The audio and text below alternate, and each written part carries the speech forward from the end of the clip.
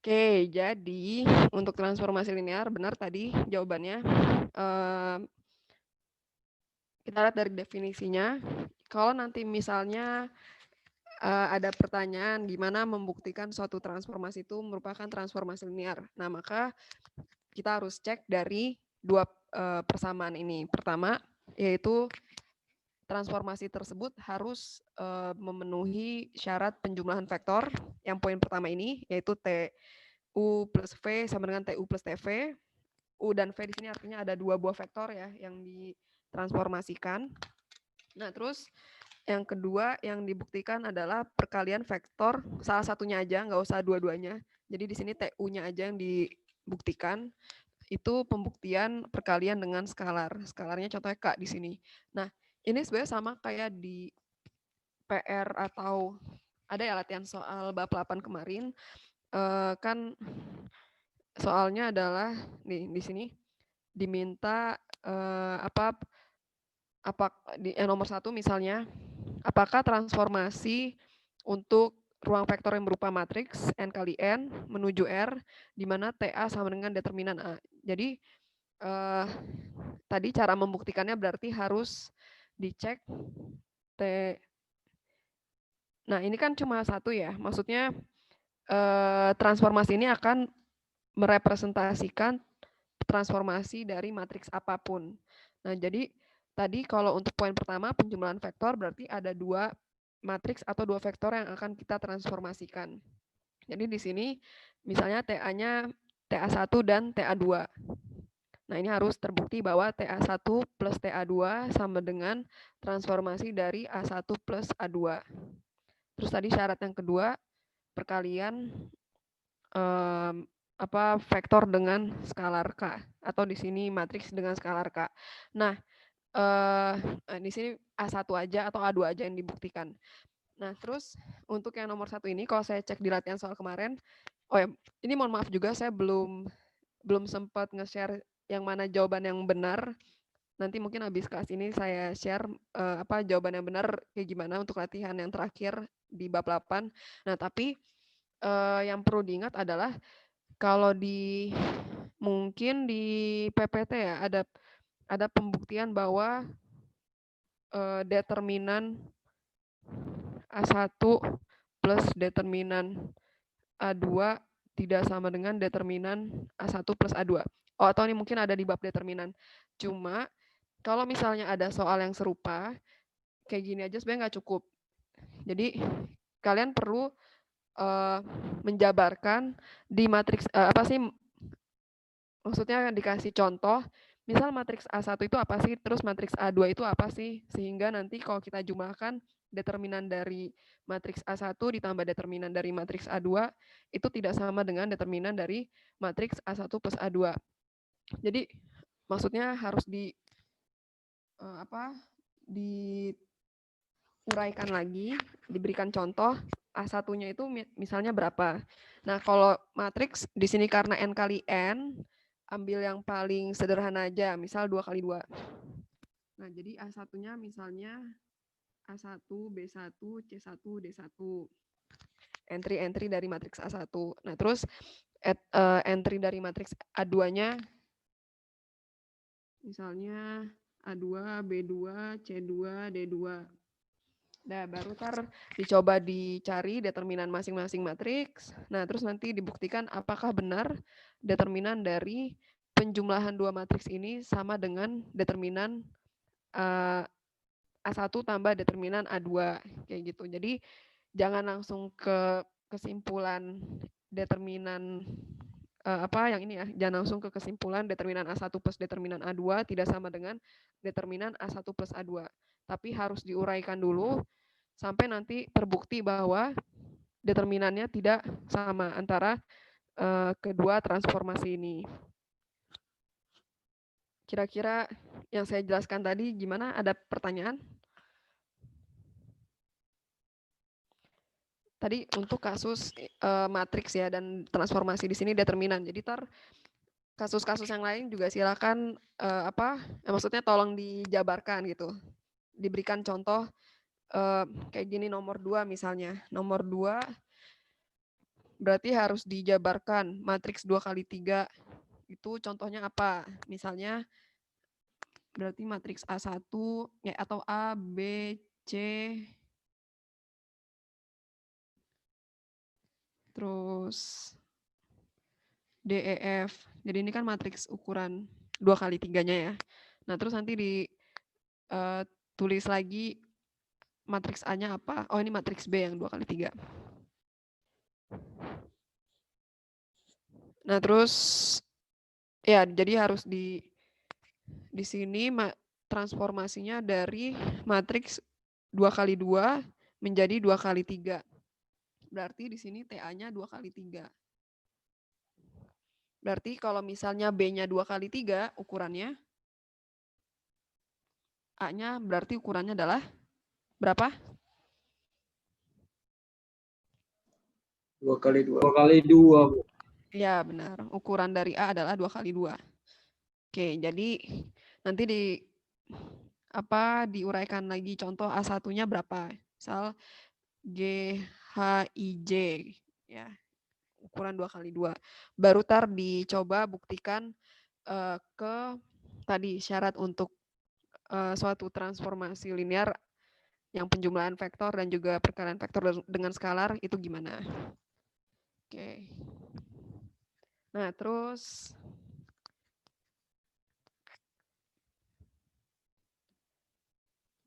one to one dan on to. Kalau one to one, ya intinya kalau one to one dan on to itu sebenarnya maksudnya terutama untuk one to one ya. One to one itu biasanya erat kaitannya dengan ini matriks transformasi inverse. Ya, jadi bukan matriks ya, maksudnya tadi one to one itu masih terkait dengan transformasi linear balikan atau transformasi linear inverse. Jadi untuk membuktikan suatu transformasi itu one to one, ya konsepnya berarti di sini ada V, ruang vektor V, terus ada ruang vektor W. V terdiri dari beberapa vektor, misalnya vektor ABC. Nah, terus yang dikatakan one to one yaitu kalau apa syaratnya?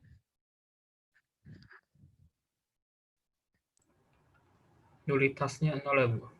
Ya, nulitasnya 0 atau kalau di sini sebenarnya sama kayak di definisinya, memetakan vektor-vektor yang berbeda di V ke vektor-vektor yang berbeda di W. Jadi misal di W hasil transformasinya tuh misalnya di W, jadi vektor A yang di V setelah ditransformasikan misal menghasilkan vektor X.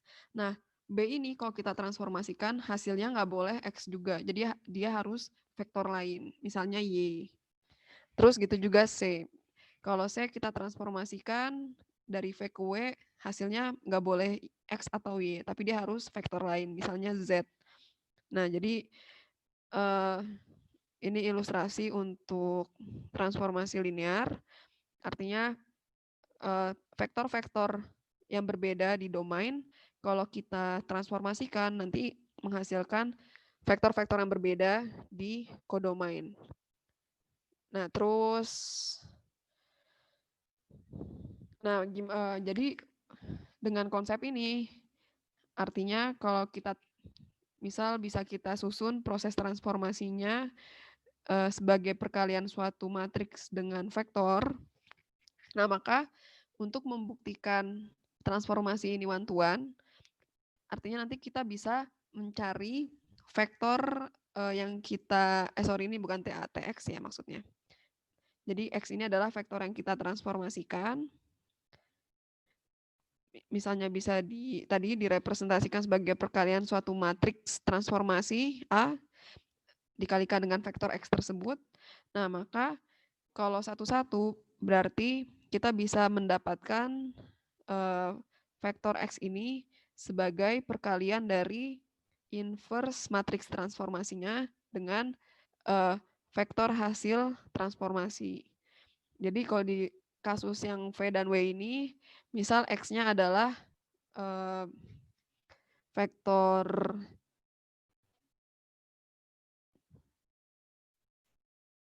ini kalau A bingung ya. Ini maksudnya A, B, C, vektor A anggotanya misalnya A1, A2, A3 gitu ya. Nah, jadi kalau X-nya adalah A1, A2, A3,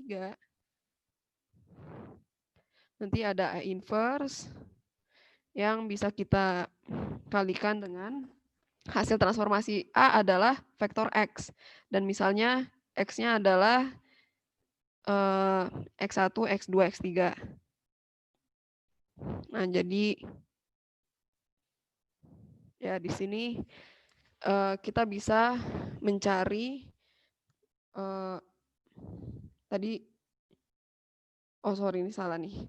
A1 yang di domainnya ya. Jadi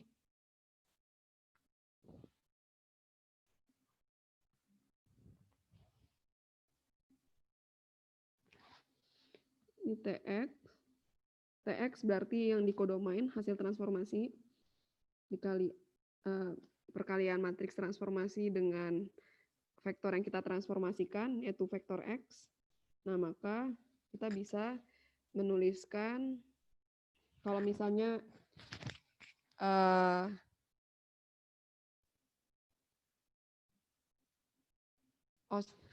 oh ini jadi agak pusing karena di sini X sebagai hasil transformasi, tapi di sini X sebagai domain yang akan kita transformasikan. Sorry. Jadi biar nggak bingung di sini, gini aja berarti.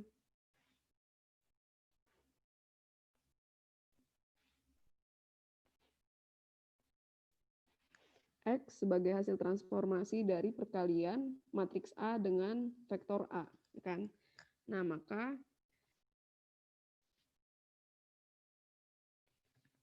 X-nya yang beranggotakan atau elemennya adalah X1, X2, X3 bisa kita jabarkan perkalian matriks transformasi A dengan vektor A yang anggotanya A1, A2, A3.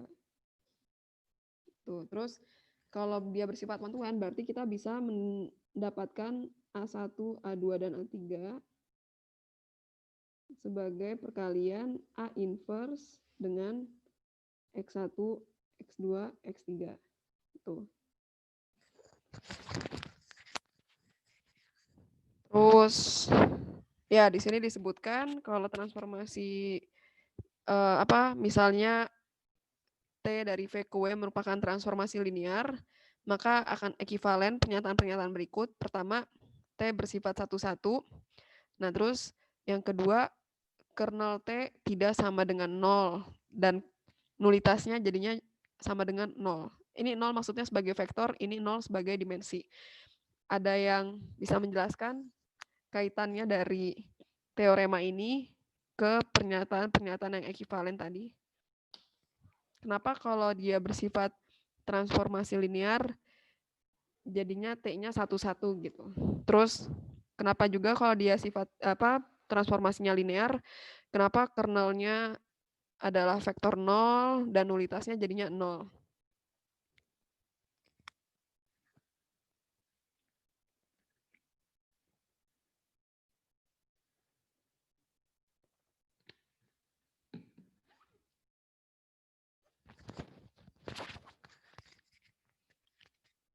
Ayo siapa? Silakan yang mau jawab. Mungkin yang mau ada coba yang jawab, Bu. Siap. Azam, oke, silakan. Dika ya. Iya. Kalau misalkan kenapa transformasi linear harus T11, soalnya kalau misalkan nggak satu-satu nanti nggak bisa divisualisasiin, Bu. Jadi nggak non-linear kan dia gantinya. Betul. Dan itu okay. Kenapa kernel sama nulitasnya 0? Karena kalau dari satu itu kalau kita coba nanti kalau nggak salah hasilnya ini ya, Bu. Hasil kita cek kolom space sama row space-nya dia jadi matriks identitas habis AX sama dengan 0 maksudnya, Bu. Gimana nanti, jadi identitas? Maksudnya kalau kita hitung AX sama dengan 0, nyari AX sama dengan 0. nanti matriks ya X-nya jadi kosong, 0, 0. Aduh, ini suaranya feedback. Bentar. Gue kurang tahu sih, Bu, tapi kalau di kernel sama nulitas, soalnya hubungannya di nulitas itu kan jumlah suara feedback Bu. Maaf. Ya. Enggak kok, di saya bagus-bagus aja. Oh, di saya doang artinya. Kalau nulitas, ini gimana tadi?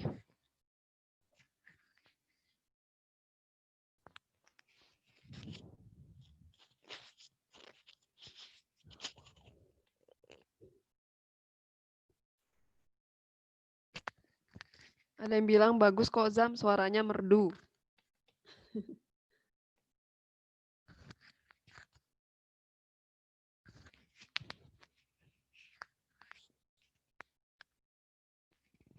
Kok saya jadi nggak dengar suara Azam? Halo?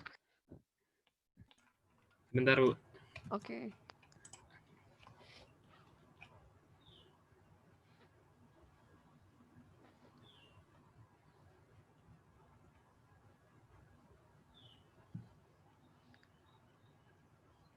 Tadi yang nyari kalau misalkan hubungan saya kalau hubungannya kernel sama nulitas tadi kan kernel nyarinya pakai ini Bu yang AX sama dengan 0 yang matriks A-nya itu sebagai transformasinya Bu ya. Kita uji di sana. Nah, kalau misalkan hasilnya 0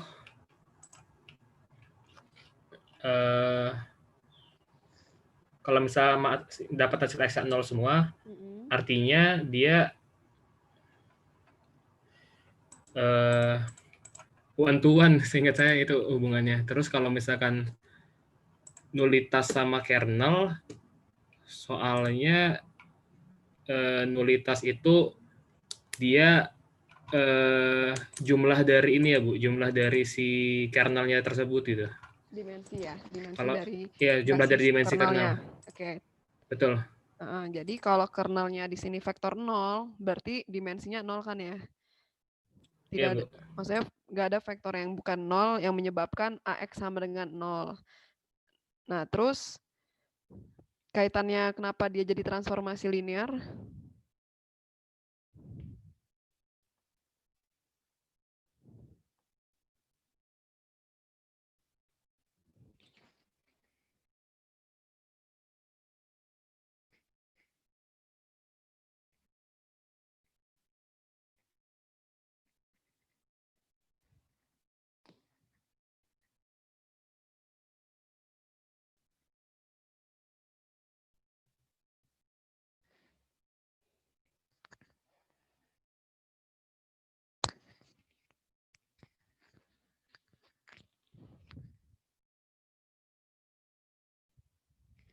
Halo? Saya nggak dengar suaranya, Azam.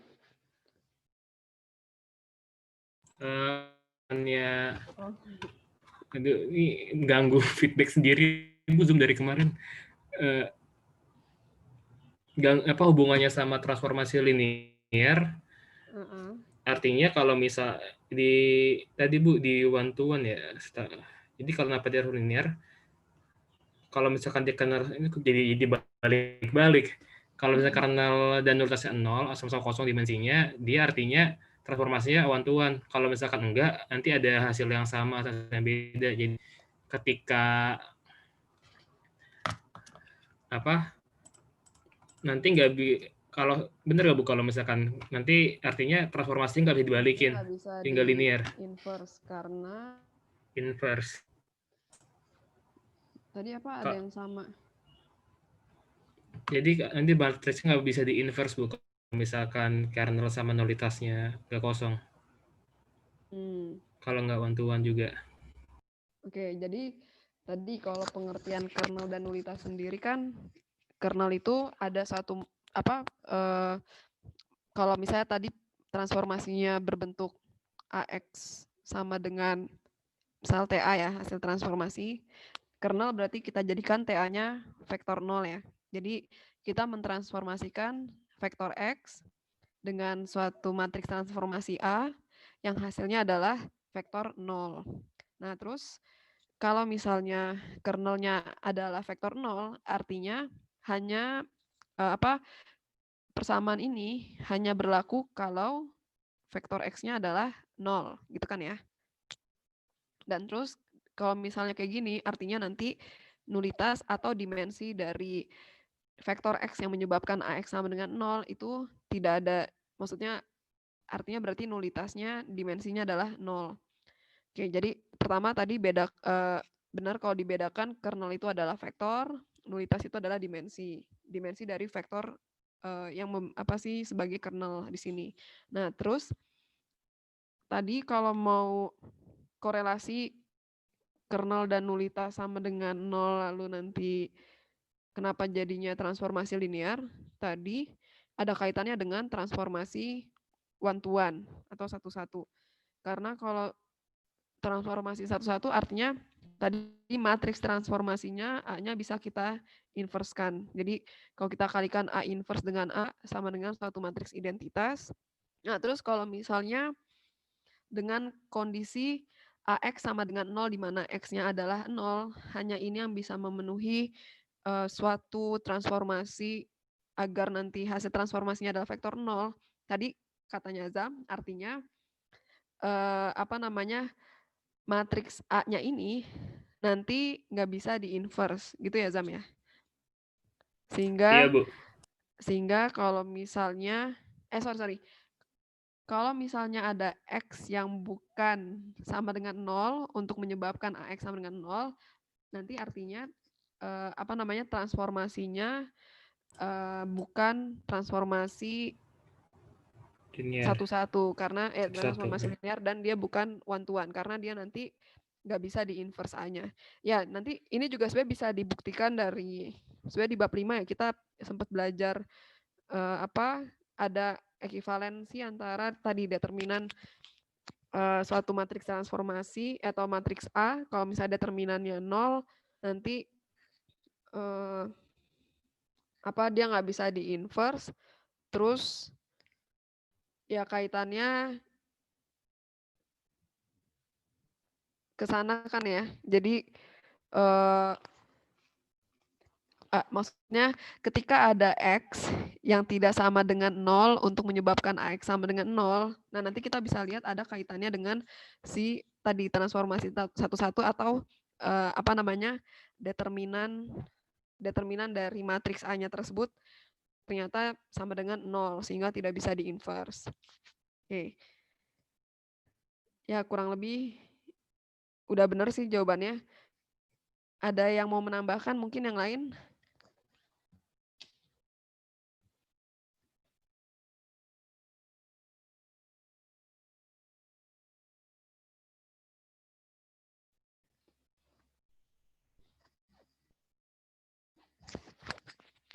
Oke, kalau nggak ada yang menambahkan, ya ini kurang lebih sama, cuma di sini ada ini operator linear. Operator linear artinya kita mentransformasikan suatu vektor di ruang vektor V, suatu ruang vektor ke ruang vektor yang sama ya. Jadi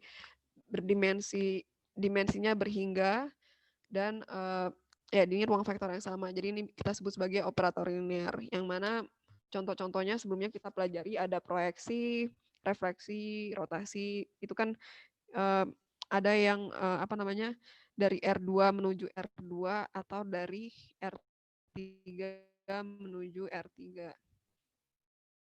Kita lihat domain dan kodomainnya sama. Nah, terus pernyataan berikut ekivalen. Kalau misalnya T, V ke V adalah operator linear, nah maka ini kurang lebih sama kayak yang tadi, cuma di sini ada tambahan range dari T ada domain dan kodomainnya adalah V, maka ya di sini ditulislah kodomain atau domainnya tersebut sebagai range dari proses transformasi tersebut. Ini lebih enak kalau kita lihat di contoh soal. Cuma di sini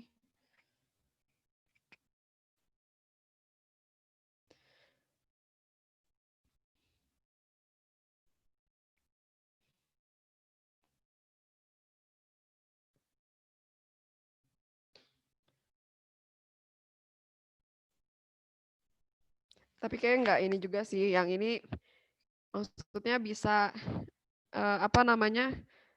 untuk range ini ya nanti bisa dibukti mungkin di video sebelumnya juga udah ada pembuktiannya kali ya statement ini, jadi saya lewatkan saja.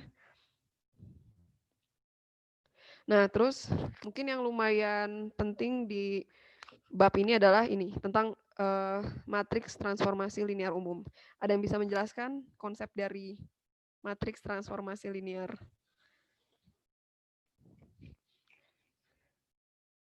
Oh.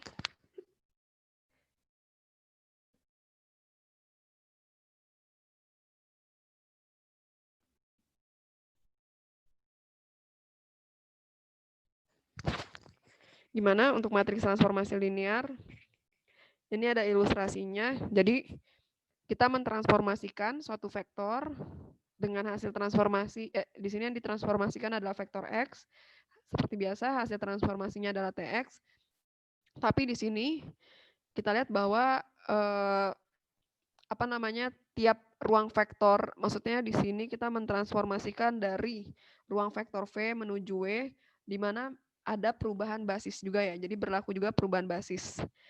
Nah, jadi ketika ditransformasikan si vektor X ini basisnya adalah B. Nah, kemudian hasil transformasinya itu ditinjau dengan basis yang berbeda. Di sini basis yang baru adalah B aksen. Oke, terus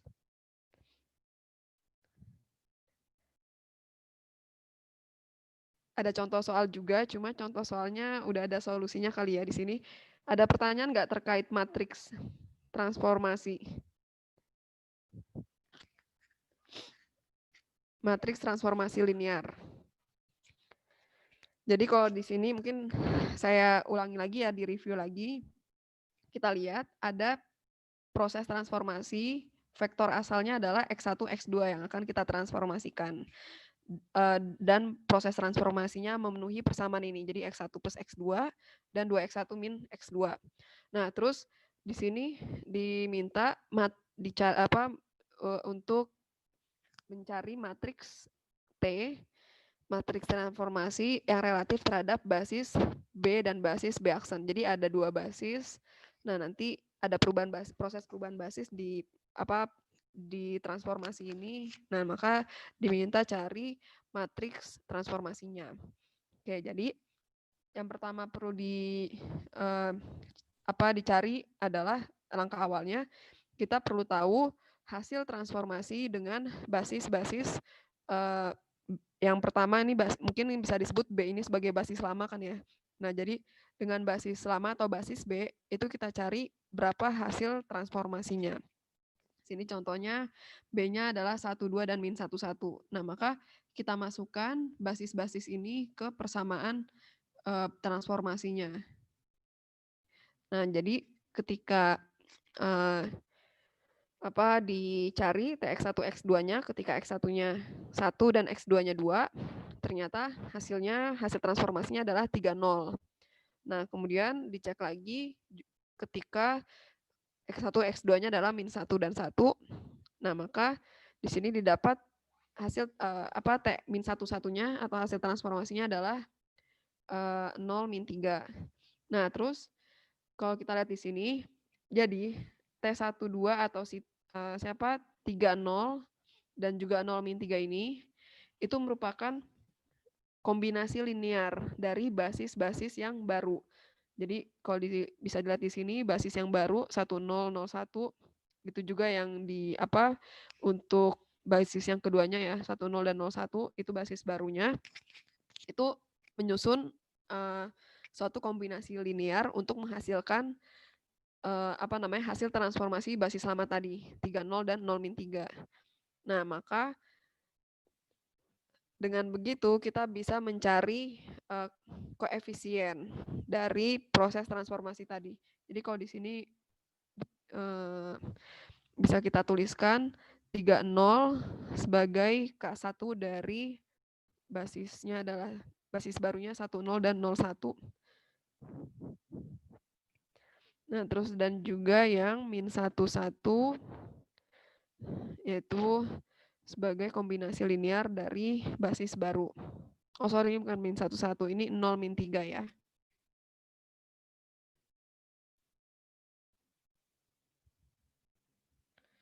Nol min 3. Oke, ini keempatnya adalah 0,1. Oke, terus ya dicari berapa K1, K2 seperti biasa bisa pakai apa namanya? A inverse kali X atau mau pakai OBE juga bisa. Nah, di sini udah dikasih tahu K1-nya adalah 3, K2-nya adalah 0, K3-nya adalah 0 dan keempatnya adalah min 3. Nah, dari sini bisa kita susun matriks transformasi relatif terhadap basis yang B dan B terhadap basis B aksen, di mana tadi 3, 0 ini berarti K1, K2 tadi, dan yang ini berarti K3 dan K4. Sehingga matriks transformasinya di sini dilambangkan sebagai A, yaitu sebagai K1, K2, K3, K4. Nah, makanya kita dapat 3, 0, 0, min 3. Oke. Ada pertanyaan untuk contoh yang ini? Jadi kalau kita lihat, selain ada proses transformasi suatu vektor, di sini juga ada perubahan basis. Perubahan basis itu kayak pernah dibahas di bab 6 ya kalau nggak salah ya. Jadi menggabungkan dua konsep tadi.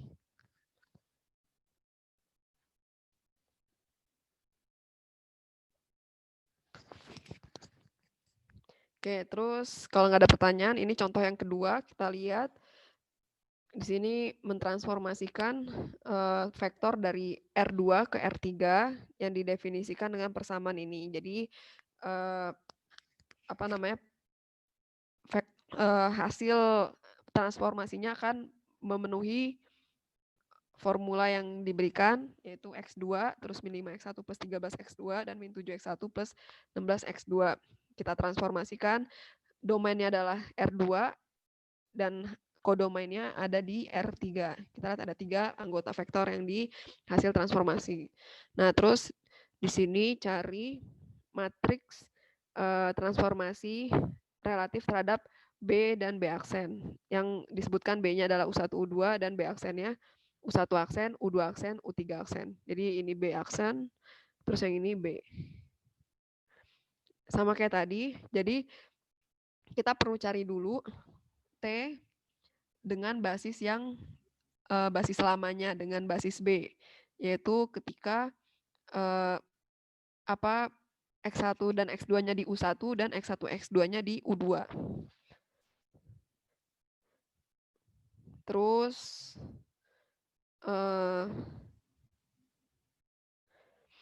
setelah dapat hasil TU1 dan TU2 tadi, nah maka TU1 dan TU2 masing-masing bisa kita susun sebagai kombinasi linear dari ketiga basis ini. U1 aksen, U2 aksen, dan U3 aksen. Namanya di sini pertama tadi cari TU1 dan TU2, di mana U1-nya 31, U2-nya 52. Kalau TU1 berarti X1-nya 3, X2-nya 1. Kalau TU2, X1-nya 5, X2-nya 2. Dimasukkan ke sini sehingga didapat TU1-nya 1 min 2 min 5, TU2-nya 2, 1 min 3. Nah, terus tadi TU1 itu sebagai TU1 dan TU2 sebagai kombinasi linear dari U1 aksen, U2 aksen, dan U3 aksen. Berarti bisa disusun 1 min 2 min 5, yaitu perkalian dari K1 U1 aksen plus K2 U2 aksen dan K3 U3 aksen. Oke, jadi dari sini nanti pakai OBE atau sama tadi matriks transforma A inverse kali W sama dengan X gitu ya. Nah, bisa didapat berapa K1, K2, dan K3-nya. Terus selain ini kita juga ada TU2. Jadi 21 min 3 itu juga bisa didapat sebagai kombinasi linear dari basis B aksen. atau artinya U1 aksen, U2 aksen, dan U3 aksen. Ini bukan K1, ini K yang berbeda ya. K4, K5, dan K6. Dari sini nanti kita bisa, dari formula ini kita bisa dapat tadi K1 sampai K6. Nah, K1 sampai K6 sebagai koefisien atau sebagai koordinat dari kombinasi linear di sini. Nanti bisa kita susun menjadi atau sebagai matriks transformasi relatif terhadap B dan B aksen. Atau di sini, ini berarti TU1 B aksen ini adalah K1, K2, K3, terus yang ini K4, K5, K6.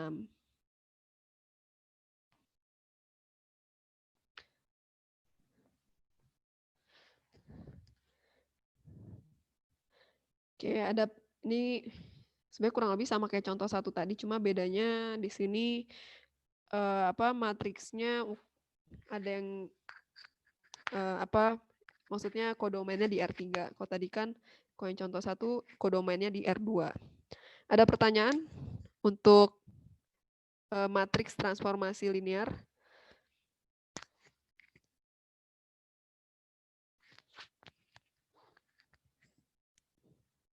Ya, di sini juga ada contoh 3 ya untuk terkait matriks transformasi linear.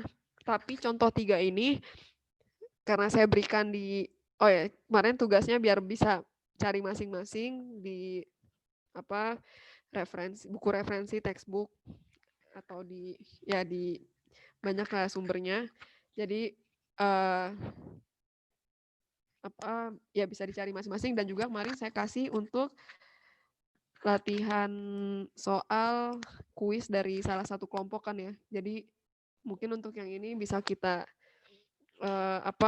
lihat di jawaban kelompok yang bersangkutan, atau kalaupun memang ada yang sudah mencari solusinya ya lebih baik sih.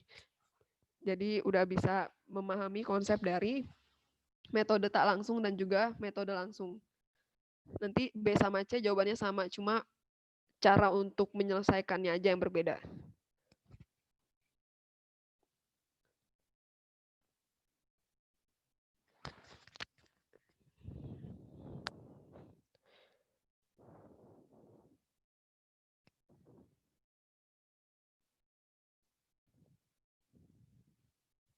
Nah, kalau keserupaan ada sifat-sifat yang similar gitu kan ya antara beberapa transformasi gitu. Nah, di sini kayak kalau di video udah saya jabarin juga kan ya beberapa sifat-sifat tersebut itu ada di buku juga sifat-sifatnya. Cuma kalau keserupaan biasanya sih nggak terlalu sering kalau untuk ujian dikeluarkan pertanyaan mengenai keserupaan. Jadi kayaknya nggak perlu saya bahas di sini. Tapi sejauh ini untuk bab 8 ada pertanyaan?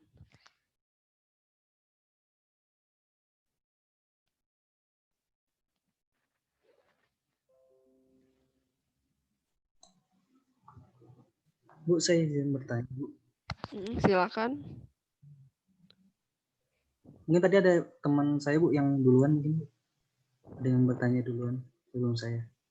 Siapa? Iya, boleh.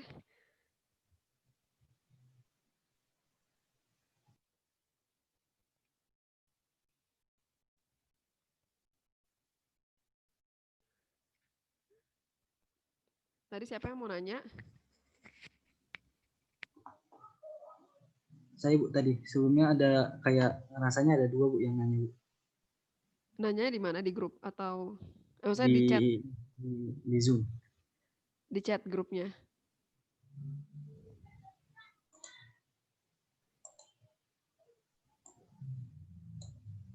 Saya tadi nggak ada nanya, Van, itu.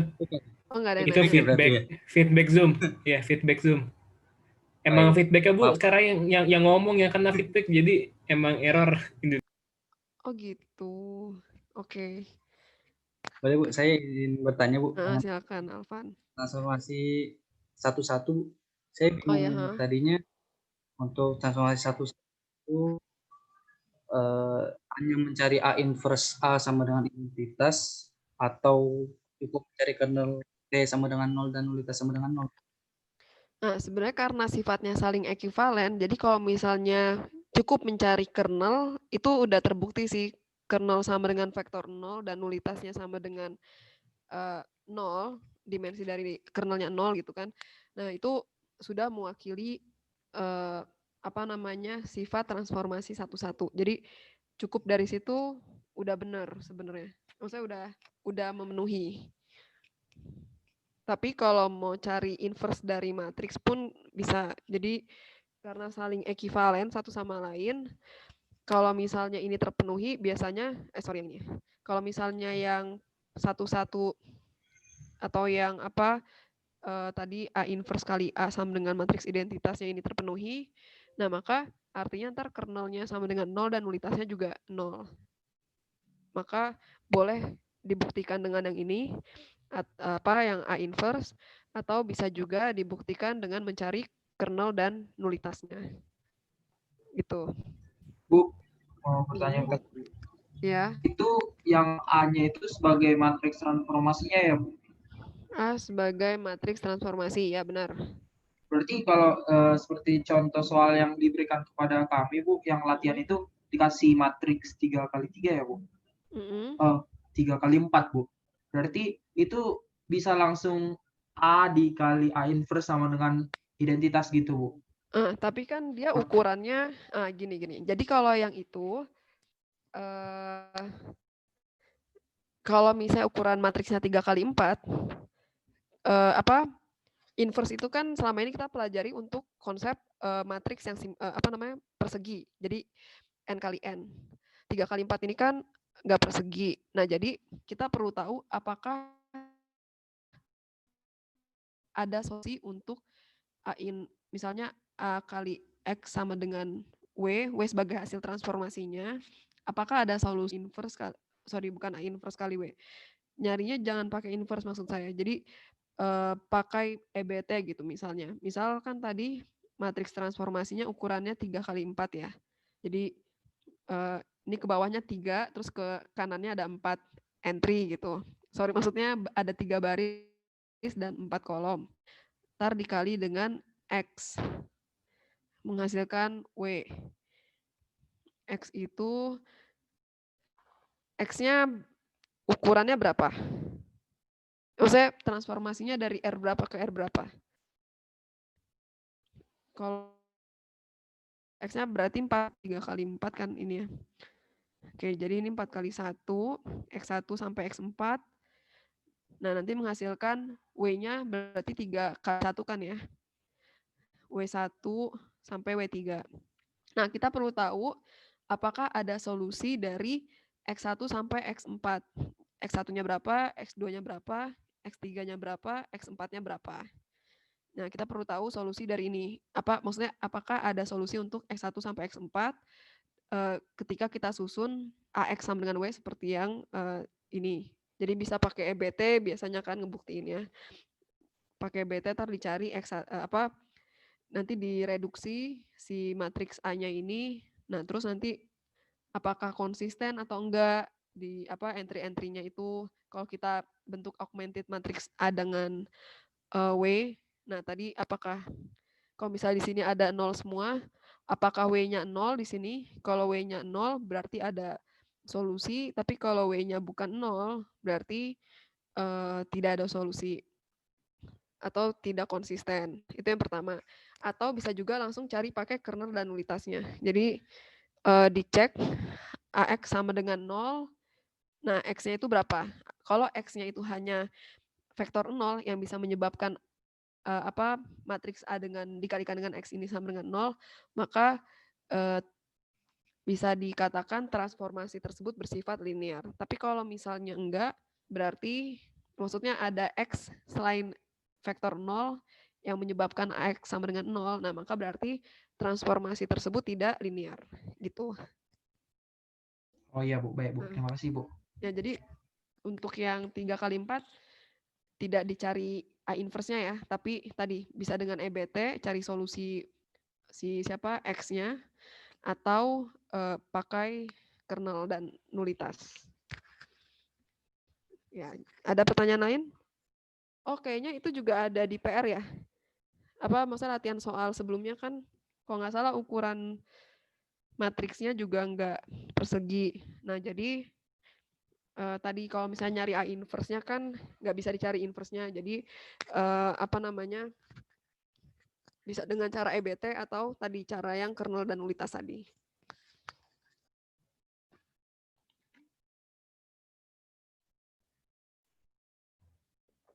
Oke, ada pertanyaan lain? Ya, bagus pertanyaannya.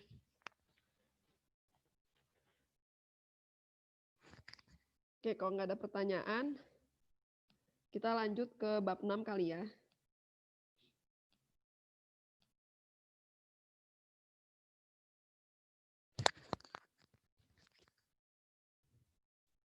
Oh, jadi suka feedback ya kalau di Indonesia. Feedback sendiri itu maksudnya kayak ngegema gitu. Jadi yang kedengeran tuh kalau kita ngomong, kedengeran balik suara kita gitu ya?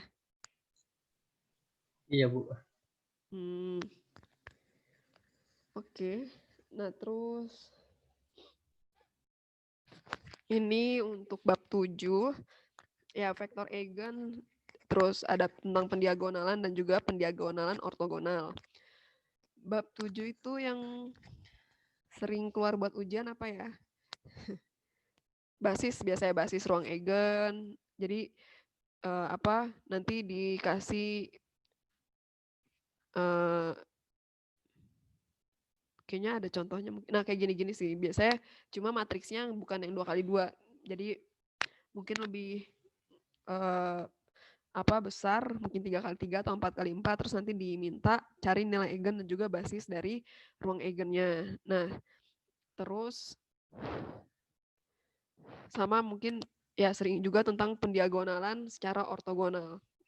Jadi ya mau yang diagonalisasi biasa atau diagonalisasi secara ortogonal itu juga sering keluar. Sebenarnya saya juga belum tahu soalnya ntar kayak gimana. Tapi kayaknya kalau untuk nilai eigen artinya semuanya penting ya. Ya, power of matrix juga waktu itu ada ujian yang juga ngeluarin tentang ini. Kalau dari bab 7 mungkin ada yang mau nanya konsep-konsepnya. Oh ya, terus di emas juga saya lihat ada yang nanya kan ya tentang pendiagonalan secara ortogonal. Nah, itu waktu itu pertanyaannya tuh ini urutan urutan basis untuk ruang eigennya apakah berdampak gitu kan ya terhadap proses diagonalisasi secara ortogonalnya. Nah, itu jadi intinya nanti sama seperti yang di diagonalisasi biasa. Misal kita menaruh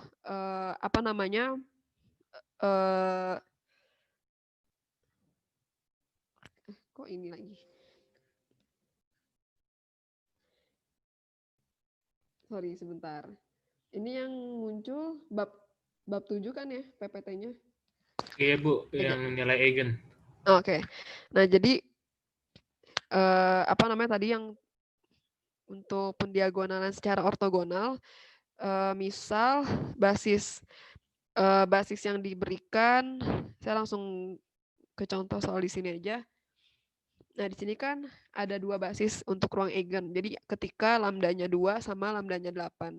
Ketika lambdanya 2 ada 2 vektor atau 2 basis U1 dan U2. Terus ketika lambdanya 8 ada 1 basis, yaitu di sini disebutkan U3.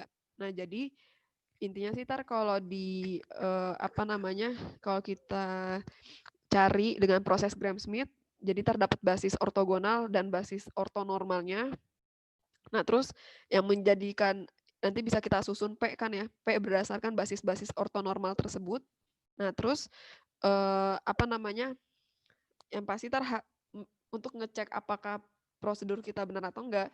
Nah, itu salah satunya bisa dilihat dari matriks diagonal akhirnya, yaitu di mana entry yang pertama itu harus sama dengan nilai eigen untuk basis yang pertama. Jadi kalau basis pertama U1 atau -110 di situ yaitu ketika ketika nilai eigennya 2, nah maka yang pertama entry yang di baris pertama, entry diagonal utama yang di baris pertama itu harus 2 juga. Nah, terus di sini juga U2-nya basis yang kedua, U2 itu juga nilai didapat dari nilai eigen sama dengan 2. Nah, makanya ntar baris yang kedua untuk maksudnya entry diagonal utama di baris yang kedua itu juga harus sama dengan 2, sama dengan si nilai eigen dari basis yang kita taruh sebagai U2 tadi.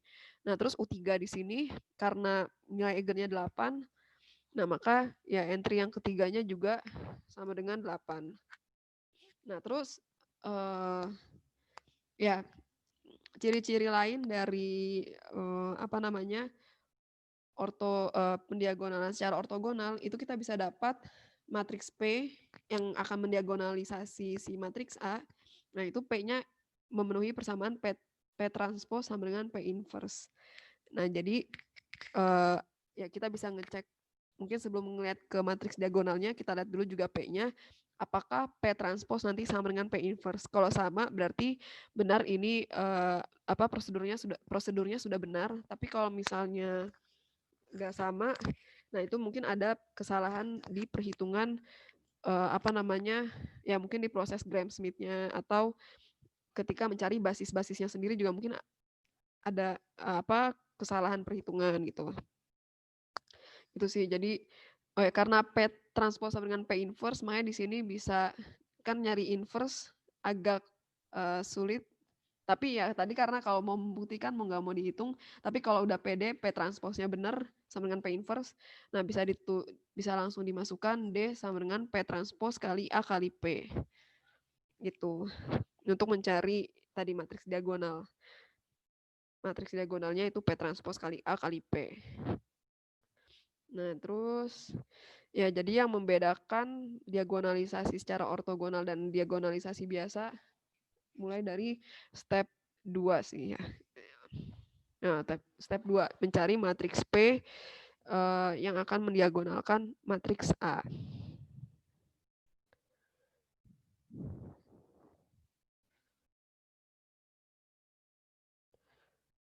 Oke. Kalau misalnya di diagonalisasi biasa, P-nya itu langsung dari basis-basis ruang eigen berdasarkan ya lambda yang kita punya. Cuma kalau di diagonalisasi secara ortogonal tadi ada tambahan, yaitu kita perlu mencari bukan cuma basis ruang eigen tapi harus basis ortonormalnya. Nah, mencari basis ortonormal berdasarkan proses Gram-Schmidt yang kita pelajari di bab 6, itu berarti kita harus cari pertama basis ortogonal dulu. Nah, terus dari basis ortogonal baru kita cari basis ortonormal. Ya, jadi sebenarnya masih berkaitan satu sama lain ya. Dari bab 7 ini ada yang kayak tadi bab 8 ada konsep perubahan basis, itu sebenarnya perubahan basis sudah dibahas di bab 6. Atau di bab 8 juga kita belajar maksudnya kita juga membahas tentang rank dan nulitas. Nah, sebenarnya rank dan nulitas sudah kita pelajari juga di bab 5. Jadi satu sama lain saling terkait untuk yang bab 5 sampai bab 8 ini. Ya sebenarnya juga udah terkaitnya dari bab 1 juga kan, karena konsep tentang yang dasar-dasar kayak matriks, determinan, dan vektor itu ya ada di sebelum UTS. Jadi untuk Alin ini memang saling terkait antar bab-babnya. Jadi belajarnya memang harus menyeluruh. Nah, terus ya kalau konsep dasarnya dari nilai eigen kayak saya rasa nggak perlu ya karena lumayan mudah. Kira-kira ada pertanyaan untuk bab 7?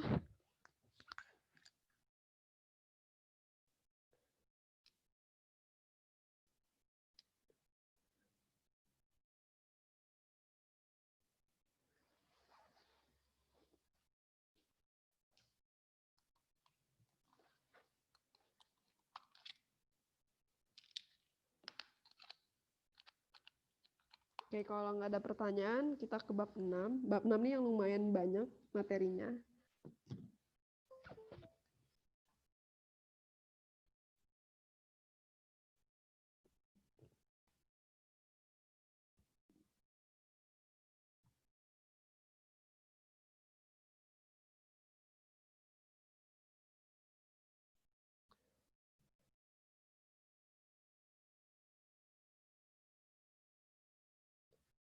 Oke, bab 6. Sudah bisa dilihat di layarnya ya bab 6-nya? Sudah, Bu. Ya, ini bab 6 ruang hasil kali dalam. Ya, jadi kok di sini bedanya kita udah belajar tentang hasil kali dalam kan ya di bab 3. Tapi di situ yang dioperasikan hanyalah vektor. Nah, sekarang di bab 6 ini objek-objeknya tuh gak cuma vektor, bisa jadi tar matriks atau yang lain-lain. Nah, terus di sini juga kita menemukan notasi baru untuk hasil kali dalam atau inner product. Jadi seperti ini kurung siku terus di pemisah antar vektornya adalah koma. Nah, terus ya di sini ada hasil kali dalam Euclid standar dan Euclid terbobot. Kalau Euclid standar jadi bobot-bobotnya dianggap 1 atau ya sama aja dengan yang dasar yang kita pelajari bab 3 sebelumnya. Tapi kalau yang terbobot itu ada W ini sebagai weight atau bobotnya gitu kan ya. Jadi tiap penjumlahan perkalian antar vektornya itu ada bobotnya masing-masing, baru dijumlahkan. Nah, terus tapi kalau yang awal-awal masih ini sih sebenarnya masih mengulang yang sebelumnya, jadi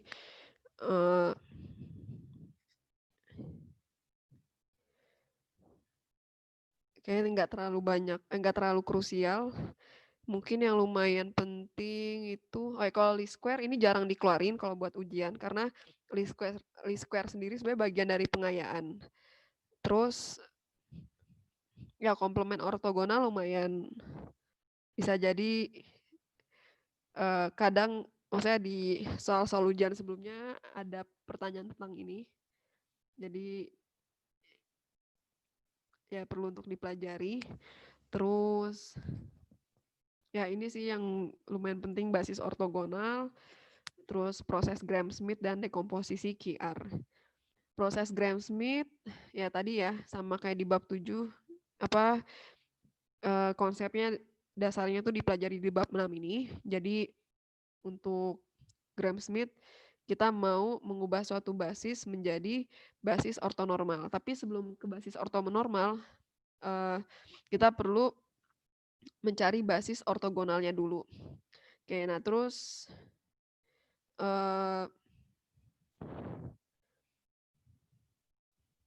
jadi sebenarnya yang terpenting dari proses Gram-Schmidt itu cukup sampai mencari basis ortogonalnya aja. Cuma biasanya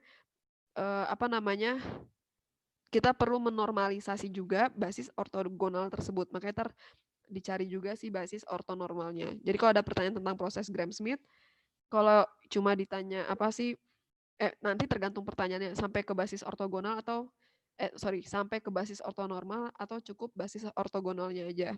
Cuma biasanya kebanyakan mintanya sampai basis ortonormalnya. Terus ya kalau tahapannya bisa karena open book jadi mungkin bisa dilihat di PPT-nya, tapi yang penting mengerti konsepnya sih, kenapa bisa tadi kan mulai dari yang pertama vektor yang pertama disamakan dengan si basis ortogonalnya. Nah, terus di sini W1-nya untuk yang di R2 ya. Jadi akan ada V2 yang ortogonal terhadap si V1, di mana V1-nya sama dengan U1. Nah, terus setelah kita masukkan dengan persamaan si proyeksi ortogonal, kita bisa dapat V2.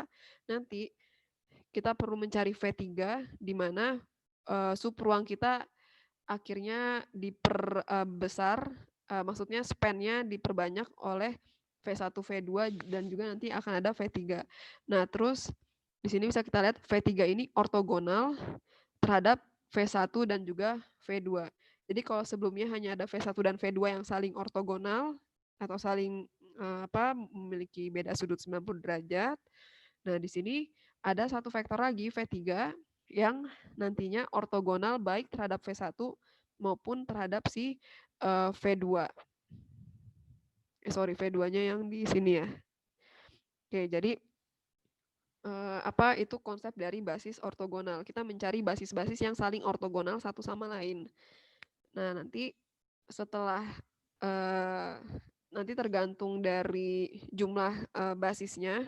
Kalau ada sampai di sini misal sampai U1, U2 sampai U4 gitu. Jadi nanti akan ada 4 tahap. Tapi kalau misalnya sampai R maksudnya misal sampai 5 gitu kan. Artinya ntar di sini juga yang akan kita akan mendapatkan 5 buah basis ortogonal juga. Jadi stepnya akan nambah di sini. Oke, terus ya setelah dapat basis ortogonal, dapat basis ortonormalnya. Seperti biasa, kalau Ki berarti, maksudnya untuk basis ortonormal, kita ada yang masih ingat cara untuk mencari basis ortonormal? Membagikan yang ortogonalnya terhadap kenapa? Terhadap apa?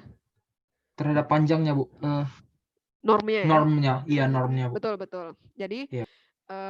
proses normalisasi tadi maksudnya, untuk normalisasi berarti kita membagi basis ortogonal dengan norm dari basis tersebut.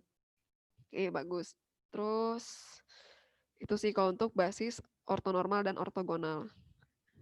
Nah ini contohnya ya, membagi si basis ortogonalnya, basis yang pertama V1 dengan norma dari basis tersebut atau panjang dari basis tersebut tadi, yaitu norm V1.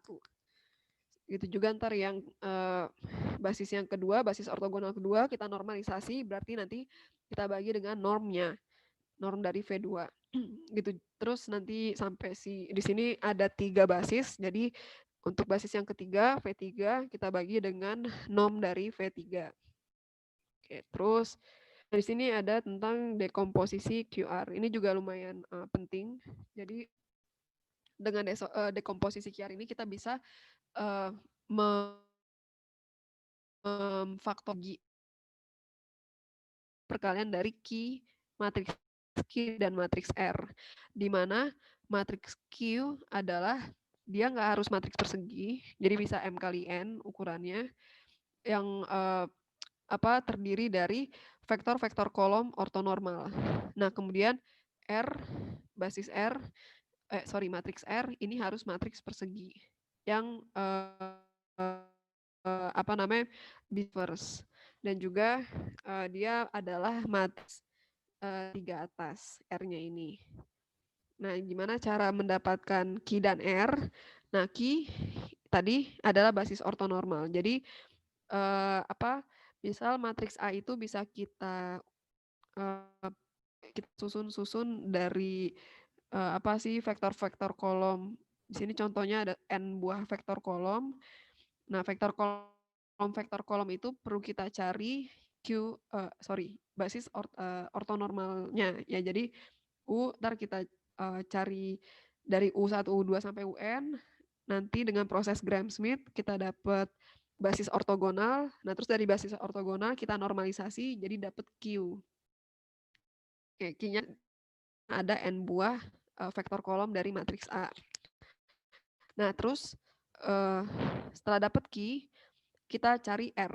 Matriks R tadi matriks berukuran persegi, matriks persegi yang entry-entry-nya itu membentuk matriks ini adalah matriks segitiga atas kan tadi ya. Dia bisa di-inverse dan berupa matriks segitiga atas. Dan cara untuk mendapatkan entry-entry-nya itu berarti kita perlu operasikan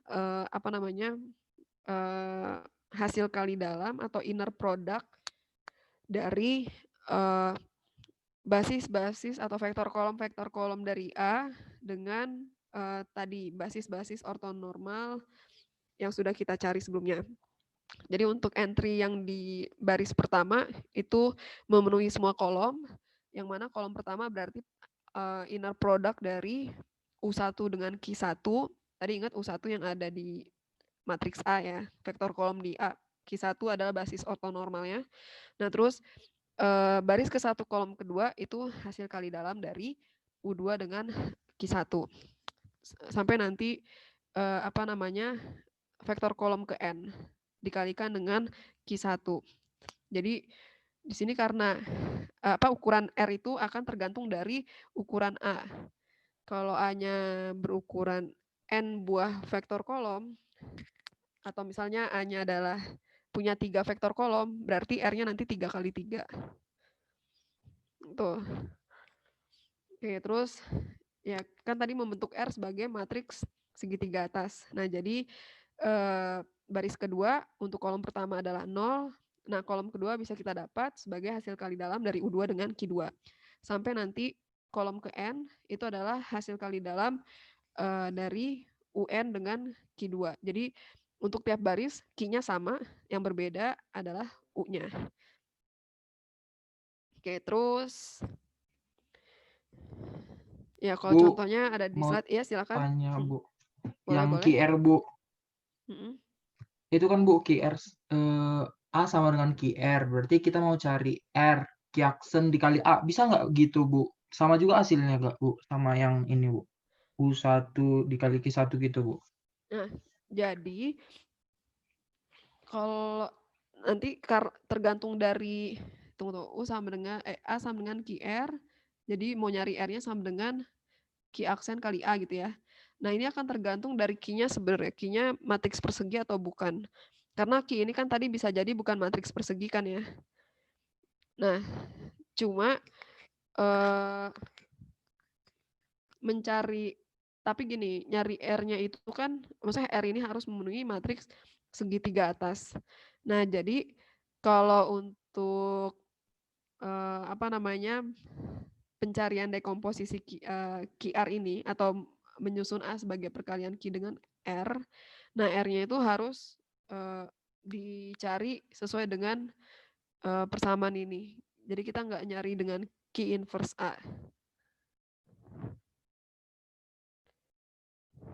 Karena itu tadi kita mau mendapatkan matriks segitiga atas yang mana nanti kalau kita untuk si R-nya, yang mana kalau kita kalikan R dengan Q sebagai apa namanya Q yang merupakan tersusun dari apa namanya basis-basis ortonormal dari si A, nah itu bisa perkalian Q dan R tadi menghasilkan matriks A. Sebenarnya kalau untuk dekomposisi Q R ini kita biasanya dimintanya kayak gini nih, contohnya adalah A-nya kan udah diketahui ya. Jadi kita harus tahu yang perlu kita cari Q sama R-nya. Dan nanti kita buktikan apakah benar perkalian QR sama dengan A. Nah, nyari Q-nya itu harus dengan cara yang kayak gini. Nyari R-nya harus dengan prosedur yang seperti di slide sebelumnya. Karena tadi Q-nya juga belum tentu dia matriks persegi. Itu. Kalau di sini mungkin contohnya matriks persegi semua ya.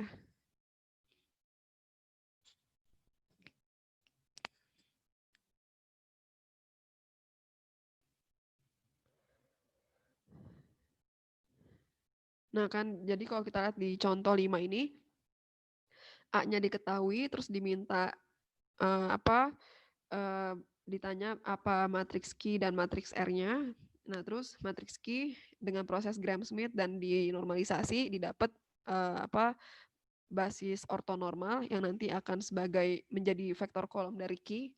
Nah terus R-nya itu dia dicarinya dengan fungsi ini karena dia harus berupa matriks segitiga atas dan entry-entry-nya sudah di sini sudah ditentukan. Nah terus ini karena kebetulan Q-nya persegi, bisa jadi bisa di-inverse, tapi sebenarnya yang sudah terjamin bisa di-inverse itu adalah R-nya. Nah terus cuma ya intinya kalau untuk QR tetap pakai cara yang seperti ini. Untuk mendapatkan R-nya harus dengan perkalian vektor kolom dari matriks A dengan basis ortonormal si matriks A. Atau tadi disebutnya sebagai Q. Nah, terus ya nanti bisa dibentuk matriks R-nya sebagai matriks segitiga atas. Nah, terus nanti terakhir kita buktikan A benar sebagai perkalian dari matriks Q dan matriks R gitu. Oke. Jadi jangan cari R-nya dari Q inverse A ya. Dicarinya harus dengan kayak gini.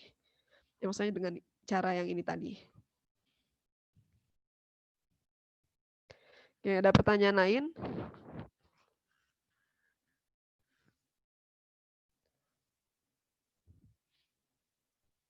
Ya, kalau perubahan basis tadi karena udah dibahas juga kan ya, ada di bab 8, sama lah kurang lebih konsepnya. Jadi kita akan mencari matriks transisi, biasanya ditanyakan matriks transisi ketika pakai basis baru gimana, nanti apa namanya, maksudnya ketika matriks transisi untuk dari si basis di sini basis baru ke basis lama atau dari basis lama ke basis baru. Yang mana kalau misalnya yang ini untuk yang matriks transisi dari B aksen ke B biasanya misal bisa kita sebut sebagai matriks P. Nah, kita bisa menghitung matriks transisi dari B ke B aksen sebagai P inverse. Oke. Terus ya matriks ortogonal. Kalau matriks ortogonal harus memenuhi ini suatu matriks yang kita inverskan itu akan sama dengan transpos dari matriks tersebut. Jadi disebut sebagai suatu matriks disebut sebagai matriks ortogonal kalau memenuhi sifat ini A inverse sama dengan A transpos. Nah, di sini contohnya matriks A sebagai matriks ortogonal. Jadi ketika dikalikan transpos dari A yaitu ya yang bagian kiri ini dikali dengan A-nya ternyata menghasilkan matriks identitas atau bisa disebutkan A transpos sama dengan A inverse. Oke, itu untuk bab 6. Ada pertanyaan lagi untuk bab 6?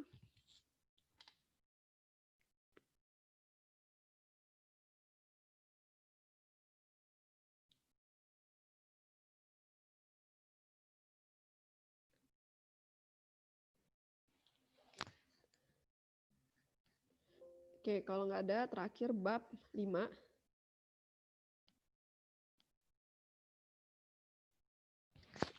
Bab 5 kita mulai dari basis dan dimensi untuk yang setelah UTS.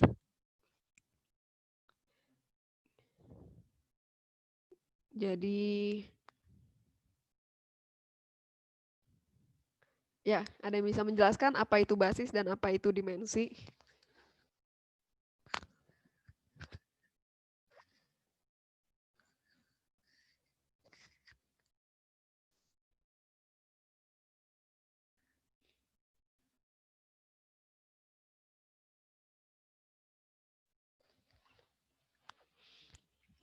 Ya, ini udah dikasih lihat nih di slide untuk basis.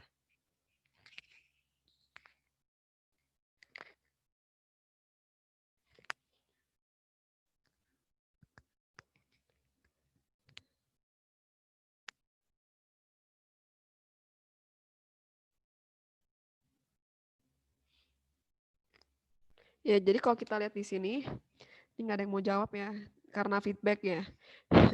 Jadi, kalau kita lihat, basis sendiri itu adalah suatu himpunan vektor kan ya.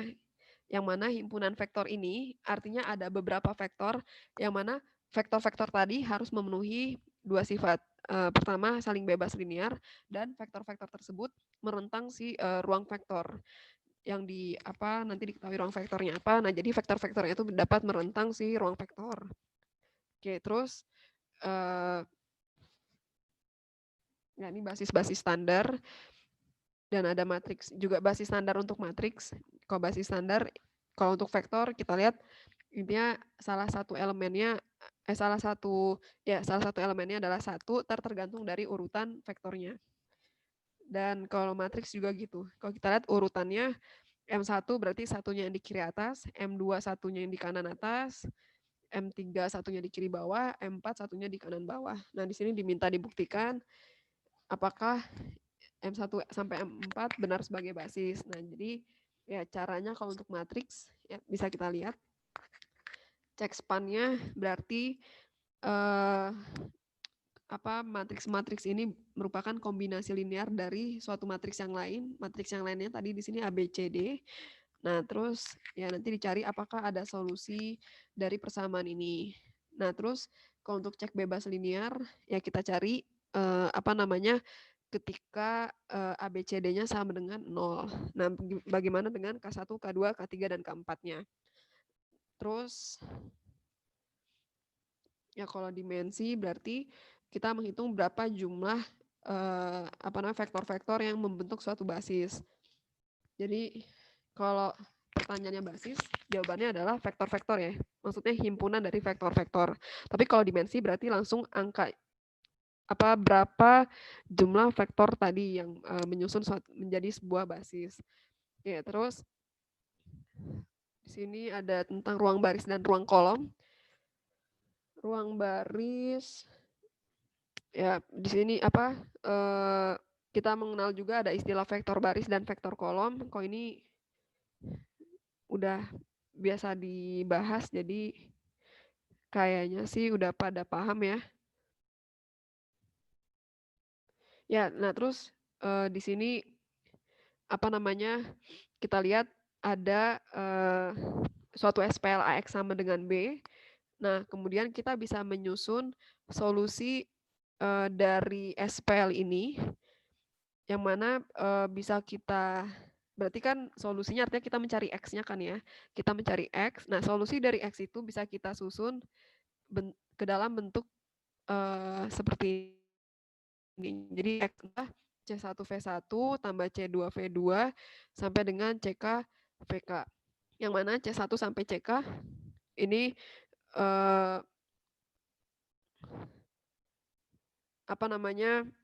kalau kita lihat di sini, nah ini sama dengan C1 sampai CK tadi. Jadi untuk solusi-solusi yang berupa parameter, nah jadi C1 sampai CK-nya sebagai si koefisien dari variabel bebas gitu ya, variabel bebas dari si solusi X1 sampai vektor X tadi, solusi dari X untuk AX sama dengan B. Nah, terus X0 itu berarti yang tidak mengandung parameter. Jadi kayak di sini misalnya untuk mencari solusi dari AX sama dengan B, di mana A-nya matriks A adalah, ya kita lihat matriks yang berukuran 4x6, terus B-nya ini ukuran 4x1. Nah, terus dengan metode OBE, kita cari EBT-nya, terus nanti ternyata dapat X1 sampai X6, solusinya mengandung si free variable atau variabel bebas. Nah, di mana ada 3 variabel bebas RST. Terus ternyata di sini bisa dilihat bahwa ternyata ada komponen yang tidak mengandung free variable, yaitu di X6. Nah, maka ya kita susun, kita pisahkan si yang tidak mengandung free variable sebagai X0, dan kemudian nanti yang ada free variabelnya sebagai XH di sini. Tadi kalau saya ulang lagi, kalau yang adalah variabel-variabel bebasnya. Nah, terus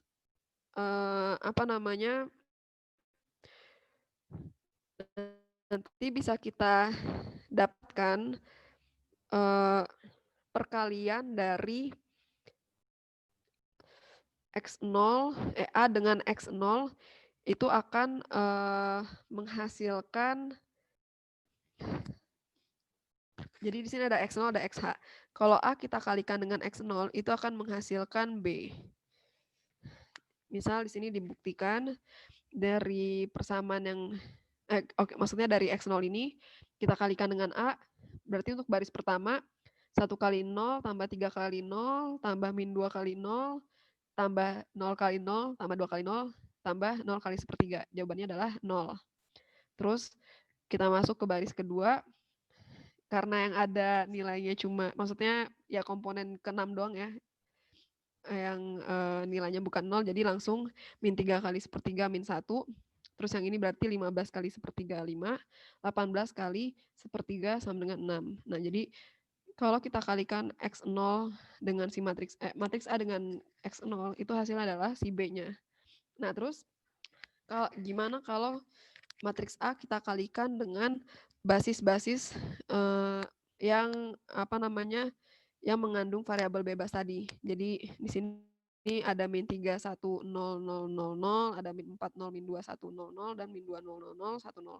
Nah, maka bisa kita cek, ternyata perkalian dari A dengan X itu menghasilkan vektor 0. Nah, jadi ini yang dimaksud dari teorema yang tadi dijelaskan. Untuk menyusun suatu solusi SPL AX sama dengan B, ternyata X-nya bisa kita uraikan menjadi X0 dan XH, di mana kalau kita kalikan dengan X0, si matriks A-nya itu akan menghasilkan konstanta B sesuai sesuai dengan SPL-nya. Tapi kalau misalnya kita kalikan dengan XH, basis-basis yang mengandung variabel bebas, ternyata B-nya atau hasil perkalian AX tersebut adalah 0. Terus, ya ini ruang baris dan ruang kolom. Oh, basis untuk ruang baris dan basis untuk ruang kolom. Jadi di sini bisa kita cari dari EBT-nya kan ya biasanya. Dari EBT terus nanti dicari mana yang punya satu utama. Nah, yang memiliki satu utama itu sebagai basis. Oke, terus ya terakhir rank dan nulitas. Rank dan nulitas berarti kita berbicara mengenai dimensi.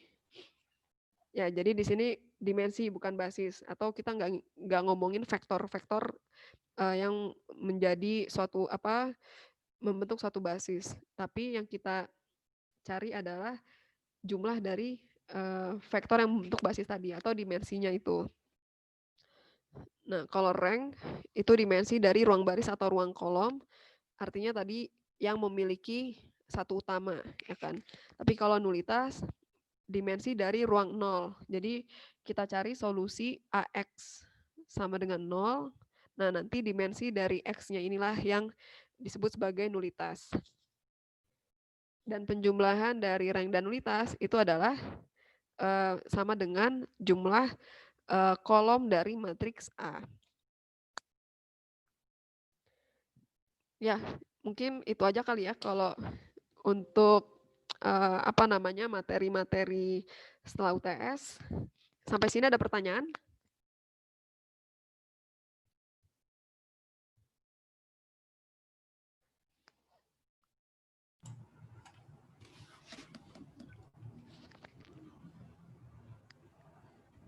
Ya, Dika mau nanya? Enggak, Bu. Oh, enggak. Sepertinya nggak ada pertanyaan, Bu. Oke, kalau nggak ada, pas udah jam 19. Di sana 17 ya, 17.38. Iya. Jadi kita sudahi dulu kelas ini.